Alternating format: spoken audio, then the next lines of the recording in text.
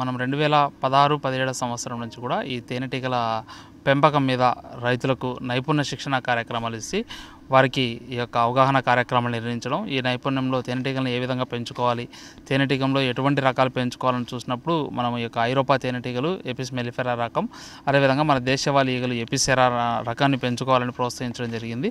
ఇకపోతే ఈ మధ్యల కాలంలో ఈ యొక్క స్టింగ్లెస్ బీస్, ఈ యొక్క టెట్రాగోనులా ఇరిడిపెర్నిస్ అనే రకం కూడా ఈ యొక్క మనకు ఔషధ గుణాలు ఎక్కువ ఉంది. ఈ 3 రకాలను పెంచుకోవడానికి అనుకువగా ఉన్నాయని, వాటిని ఏ విధంగా పెంచుకోవాలి అని శాస్త్రీయంగా వీరికి శిక్షణ కార్యక్రమాలు కండక్ట్ చేయడం జరుగుతుంది. వాటితో పాటుగా మనకి శిక్షణ కార్యక్రమాలకు ఇచ్చుకుంటూ ఈ యొక్క మనకు ఉద్యాన శాఖలో ఈ యొక్క రైతులకు వారు సొంతంగా పరిశ్రమను ఏర్పాటు చేసుకోవడానికి ఈ యొక్క వివిధ రకాల స్కీమ్స్ వాటి గురించి కూడా వివరించి వారికి శిక్షణ కంప్లీట్ చేసుకున్న తర్వాత ఈ యొక్క సర్టిఫికేట్ కూడా ఇవ్వడం జరుగుతుంది. అదేవిధంగా మనకు ఈ యొక్క నేషనల్ బీ బోర్డు వారి సహకారంతో ఈ యొక్క వైఎస్ఆర్ ఉద్యాన విశ్వవిద్యాలయం వారికి ఒక ప్రాజెక్ట్ కూడా శాంక్షన్ చేయడం జరిగింది.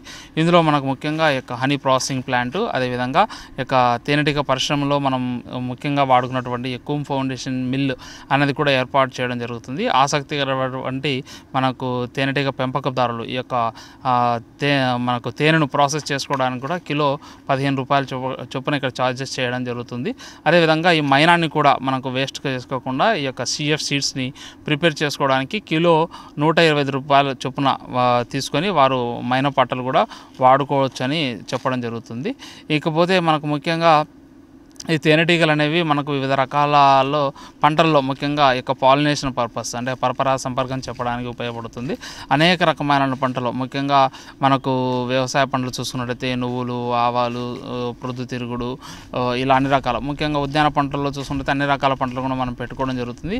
వీటిని ఒక అంతర పంటగా మనం ఈ యొక్క స్కిల్ ట్రైనింగ్ ప్రోగ్రామ్స్ అంటే నైపుణ్య శిక్షణ తీసుకొని మనం ఏర్పాటు చేసుకున్నట్లయితే పంటలలో అధిక దిగుబడి, అదేవిధంగా ఈ తేనెటీగల పెంపకం ద్వారా ముఖ్యంగా ఒక తేనె మాత్రమే కాకుండా వీటితో పాటు వచ్చినటువంటి మైనం, అదేవిధంగా పుప్పొడి, రాజాహారం, ప్రొపోలిన్, బీవీనం వీటి మీద కూడా మనం ఏ విధంగా సేకరించుకోవాలి అనేటువంటి వాటి మీద కూడా మనం శిక్షణ తీసుకున్నట్లయితే రైతు అదనపు ఆదాయం కూడా పొందుకోవచ్చని చెప్పడం జరుగుతుంది. నేను 5 బాక్సులు ఫస్ట్ పెట్టుకున్నాను. ఆ 5 బాక్సుల నుంచి ఇప్పుడు 50 బాక్సుల వరకు నేను పెంచుకున్నాను. నాకు నెలకు వచ్చేసి 100 కేజీలు హనీ అనేది వస్తుంది. అంతేకాకుండా నేను ఇంకా ఎక్స్టెన్షన్ కూడా చేసుకుంటున్నాను. ఇంకా దాని తర్వాత ప్రొడక్ట్స్, బై ప్రొడక్ట్స్ అవన్నీ కూడా ఇంకా నేర్చుకుని ఇంకా డెవలప్ అవుదామని.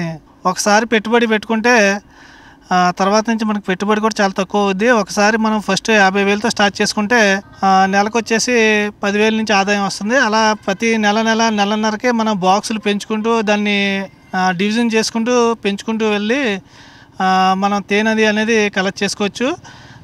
ముఖ్యంగా ఇది ఏంటంటే భయపడకుండా మనం చేసుకోవచ్చు. ఈ తేనెటీగలు అంటే అందరికీ ఒక అపోహ ఉంటుంది, కుట్టేస్తాయని. కుట్టే రకం కాదు, ఇలా పెంచుకునే రకాలు కూడా ఉంటాయి. ఇలాగ పెంచుకుని మనం అందరూ కూడా డెవలప్ చేయాలి. ఇంకా మమ్మల్ని చూసి ఇంకా రైతులు కూడా ఇన్స్పైర్ అయ్యి ఇంకా పెట్టుకుంటున్నారు.